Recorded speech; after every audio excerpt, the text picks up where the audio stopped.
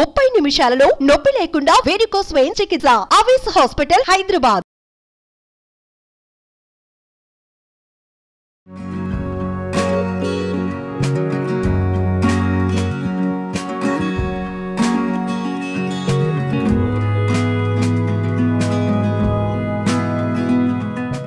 Evening టైంలో తినడానికి snacks రకరకాలు చేసుకుంటాం. మసాలా వడలు లాంటివి చేస్తాం కదా. ఈ పప్పులన్నీ కలిపి చేసుకుని ఒక కొత్త రకం పునుకులు చూద్దాం. ఇవేంటంటే వడ అని అంటారు కానీ వడలాగా మన అపచ్చిలాగా రాదు, పునుకుల్లాగానే వేసుకుంటాము. బాగుంటుంది, సరదాగా ఇంట్రెస్టింగ్గా ఉంటుంది చేయడానికి, తినడానికి కూడా. కొంచెం హై ప్రోటీన్ కాబట్టి రాత్రిపూట కాకుండా కొంచెం ఈవినింగ్ స్నాక్ లాగా, లేదా మార్నింగ్ పిల్లలకి బాక్సుల్లో చేసేటప్పుడు పిండి గ్రైండ్ చేసి ఫ్రిడ్జ్లో పెట్టుకుంటే 2 సార్లుగా వేసుకోవచ్చు. 1-2 డేసేనండి. ఇవాళ గ్రైండ్ చేస్తే ఇవాళ, మళ్ళీ రేపు సాయంత్రం, అంతే, అంతకంటే ఉంచకూడదు. దీనికి ఏంటంటే ఈ పెసలు ఉంటాయి కదా, పెసలు కానీ పొట్టు పెసరపప్పు కానీ వాడుకోవాలి. పెసరపప్పు 1 పాలు, ఈ కప్పు అనుకోండి, ఏదో ఒక కప్పుతోటి 1 కప్పు పెసలు అయితే 1/2 కప్పు కందిపప్పు, 1/2 కప్పు. తర్వాత 1/2 కప్పు శనగపప్పు, 1/2 కప్పు మినప్పప్పు జిగురు కోసం. ఈ మిగిలిన 3 పప్పులు రుచి కోసం అన్నమాట. ఓకే కదా, మళ్ళీ చెప్పనా. పెసలు లేదా పొట్టు పెసరపప్పు 1 కప్పు,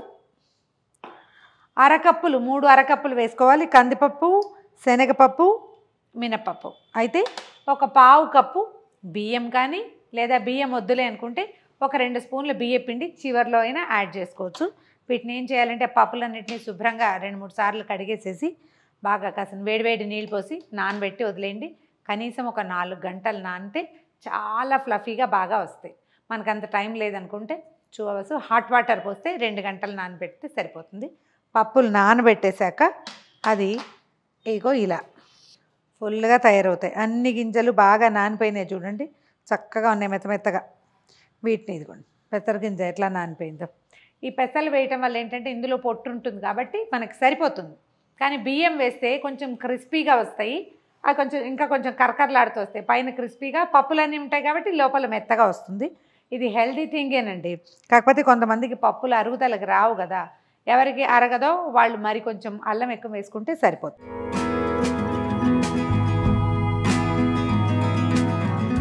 మిక్సీ జార్లో పప్పులన్నీ వేసేసేయండి.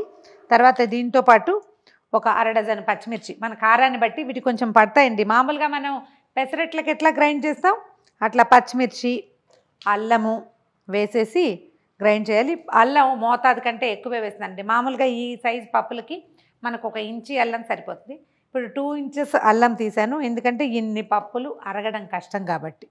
గ్రైండ్ చేసేద్దాం. దీన్ని ఒట్టి పప్పులే ఉన్నాయి అనుకోండి, ఇందులో బియ్యం లేవు, ఒట్టి పప్పులే ఉంటే ఇట్లా తిప్పి ఓ అని దాని ఇష్టారాజ్యంగా పోనివ్వకండి. కొద్దిగా చూసుకుని గ్రైండ్ చేసుకోవాలన్నమాట. 1లోకి తిప్పటం, మళ్ళీ వెనక్కి తిప్పేయటం, మళ్ళీ 1లోకి తిప్పటం, అట్లా చేయాలి. ఒక 3-4 సార్లు చేసేసరికల్లా మనకి కావాల్సినంత మెదిగిపోతుంది. ఇది కాటుకలాగా రుబ్బకూడదు, చిన్న బరకు ఉండాలి. తర్వాత మనం బియ్య పిండి కలుపుకోవచ్చు. బియ్యం కనుక ఉంటే ఇంకొంచెం తిరగనివ్వండి, సరిపోతుంది.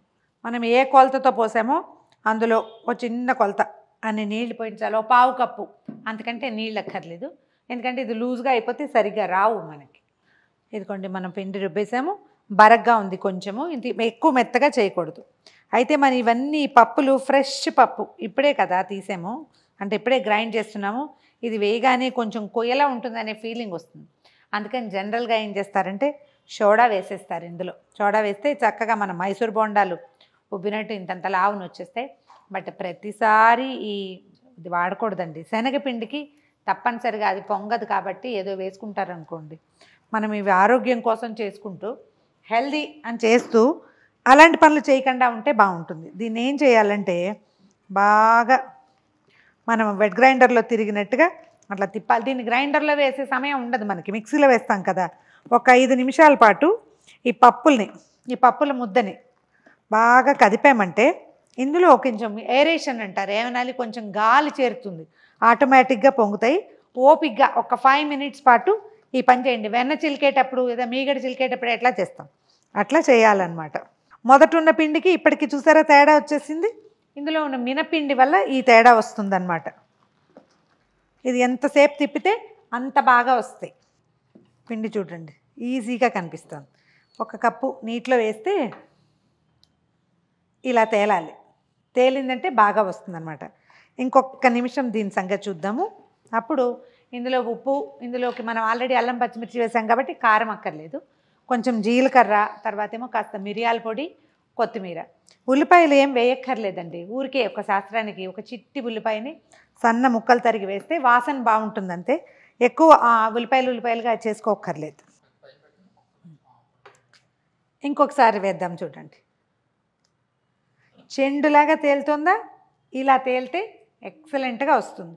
మీరు గారెలు వేసేటప్పుడు కూడా ఇంతేనండి. గారెల పిండి రుబ్బేసుకున్నాక ఆ గారె పిండిని ఒక 5 నిమిషాల పాటు ఒకసారి టచ్ చేసుకోవటం, బాగా కొట్టేస్తే బ్రహ్మాండంగా వస్తాయి గారెలు, చాలా బాగా వస్తాయి.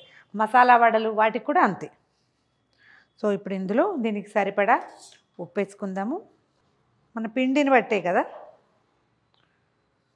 మన రుచిని అనుసరించి ఉప్పు, తర్వాత ఏమో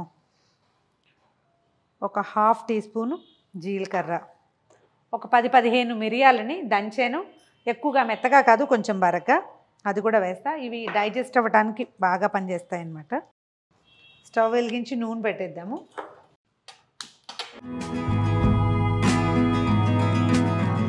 ఎంత కొంచెం వేస్తున్నానో చూడండి. ఇది ఊరికే కట్ చేసిన ఉన్నాయని తప్పిస్తే సీరియస్లీ వేయకపోయినా పర్వాలేదు. తర్వాత కొంచెం కొత్తిమీర ఎక్కువ వేసుకుంటే బాగుంటుంది. ఈ గట్టి కాడలు కూడా, ఒట్టి ఆకులే కాకుండా కాడలు కూడా సన్న ముక్కలు కట్ చేసి వేసేసుకోండి. నూనె కాగిందేమో ఒకసారి చూద్దాము. అదిగా వచ్చేస్తుంది, వేసేసేయచ్చు. ఎక్కువ తడిచేయి చేసుకోవద్దండి, కొంచెంగా. మనం పునుకులు ఎలా వేస్తాం అట్లా వేసేయటమే. మీకు పెద్ద సైజు కావాలంటే పెద్ద పెద్ద వేసుకోవచ్చు. సైజు నా చెయ్యి అంత పెద్ద పెద్దవి పడదు. నేను మైసూర్ బోండాలు కూడా బుజ్జివే వేస్తాను.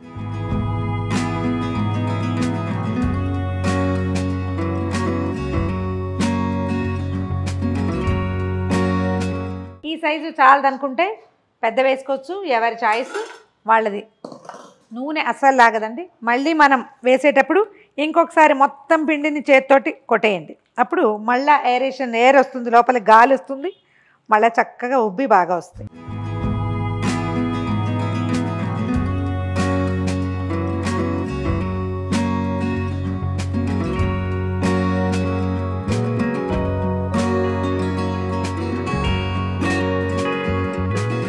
మనం పునుగులు వేసిన ప్రతిసారి పిండిని బాగా కొడితే చక్కగా గాలి లోపలికి వెళ్తుంది, బాగా ఉబ్బి చక్కగా వస్తాయి. ఎంత పైన క్రిస్ప్గా కనపడుతుందో, గరుగ్గా, లోపల చూడండి ఎంత మృదువుగా ఉందో. నిదానంగా కాలుతుంది, లోపల బాగా చక్కగా సాఫ్ట్గా వస్తుంది. ట్రై చేసి చూడండి. ఇవేంటంటే ఇంకా పెద్ద పెద్దవి మనం మైసూర్ బొండాలాగా ఇంతంతలా వేస్తే లోపలంత ఉడకదు. అందుకని ఈ చిన్న సైజు, ఇంత మీడియం సైజే వేసుకోవాలి. నైట్ టైం టిఫిన్గా మాత్రం దీన్ని పెట్టుకోవద్దు, ఇవి అరుగుదలకి రావు. పొద్దున లేదా సాయంత్రము బాగుంటుంది. అయిపోయిందండి, తీసేద్దాము. ఒకసారి ట్రై చేసి చూడండి. మనం మామూలుగా 1 పప్పు లేదా 2 పప్పులతో చేస్తాం. ఇందులో 4 పప్పులు ఉన్నాయి. పప్పులు గ్రైండ్ చేసి పెట్టుకున్నా కూడా రెండో రోజు మళ్ళీ వేసుకోవచ్చు. ట్రై చేసి చూడండి. కొంచెం ఉల్లిపాయ చట్నీ, గ్రీన్ చట్నీ, టమాటా పచ్చడి, ఏదైనా ఏ ఒక దాంతోటైనా కూడా దీన్ని నలుచుకుని తినేయచ్చు. పిల్లలకి ఇష్టమైతే టమాటా సాసో, కెచపో వాటితో కూడా చాలా బాగుంటుంది. ప్రయత్నం చేసి చూడండి. 4 పప్పులు, కొంచెం బియ్యంతో ఇంత చక్కటి స్నాక్ తయారైపోతుంది.